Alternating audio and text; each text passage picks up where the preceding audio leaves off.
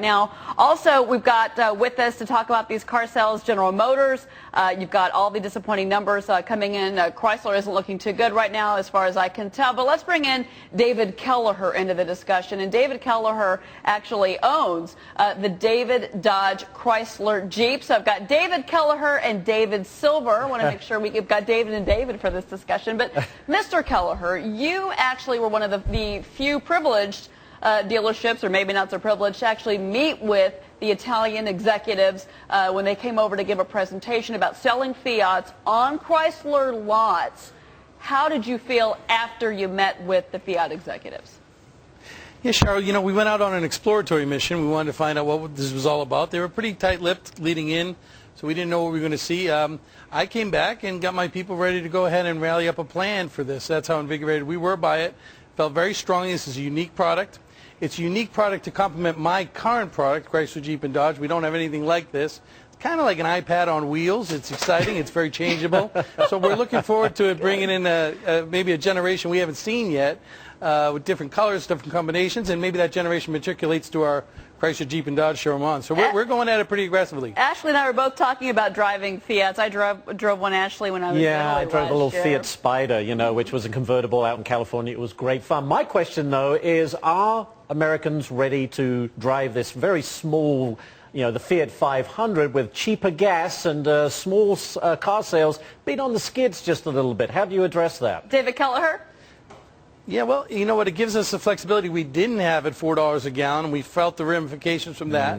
I think that their numbers are very, very conservative. We're looking at numbers at maybe 50,000 units in the first year, a dealer body of 200 or maybe slightly under. So I don't think we're putting ourselves way out there, and I think that that kind of throughput will probably support this type of project. David Silver, same question to you, sir. Well, I don't think that the 500 is going to be that successful. It comes into an industry that already has the Mini Cooper. There's the new Hondas, new Fords, even the new Chevy, the Chevy Cruze. They're all going to compete for that small, really small vehicle. And right now, people just aren't so enthused about the Chrysler name. No offense, Mr. Kelleher, but they're just not so enthused about it. There's so much more.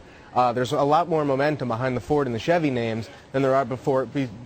With Chrysler and being owned primarily by a foreign name. David Kelleher, respond to that. I mean, you're talking to an auto analyst who's, you know, very well respected in this city. I mean, he's... Yeah, well, you know, I have a lot of auto analyst friends, and I'm going to tell you, sometimes I'm not sure whether or not the books and the showroom floor of traffic is really getting together with you guys. I'll tell you, we're coming off a real nice run, and I think I just heard up 7% against some down GM numbers, and that's exactly what I saw on my floor, so that doesn't surprise me a bit. I'm 6 months now of consistent growth on the floor, consistent sales. We keep reporting 30% year over year, and I know last year was a difficult time. Nobody's got to tell me. I went through 18 months of what I call Carmageddon. I mean, it was very, very difficult for us. So we understand that, but you know, everything that's coming out of this company right now is their unique decisions. They're not afraid to make decisions. The Grand Cherokee launch is spectacular for us. I have people waiting for that car. So right now, I'm conservatively optimistic, and we feel very good. Look, I'm profitable all year this year.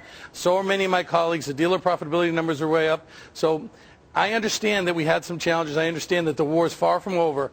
But right now, we feel very good about what's going on. Mr. Kelleher, I have a question for you. Will your dealership be selling the Alfa Romeos when they roll out in 2014? Well, you know, when they went to when they came to us and said that we were probably going to need another showroom for Fiat, knowing only the 500 or Cinquecento would be the available car, I was a little skeptical. With the idea of Alfa being behind it, you understand why they're looking at a different showroom.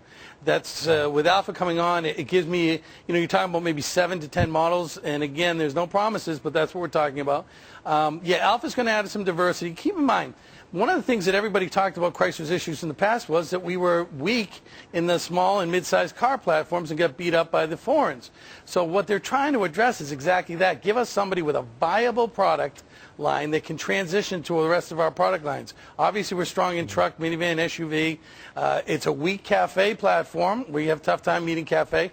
So this kind of answers a lot of those questions. So I think I'm going to, and the investment for the dealer body is reasonable. We're looking at only input for capitalization and for showroom. So I'm going to take my shot. David Then go Kelleher. for Alpha.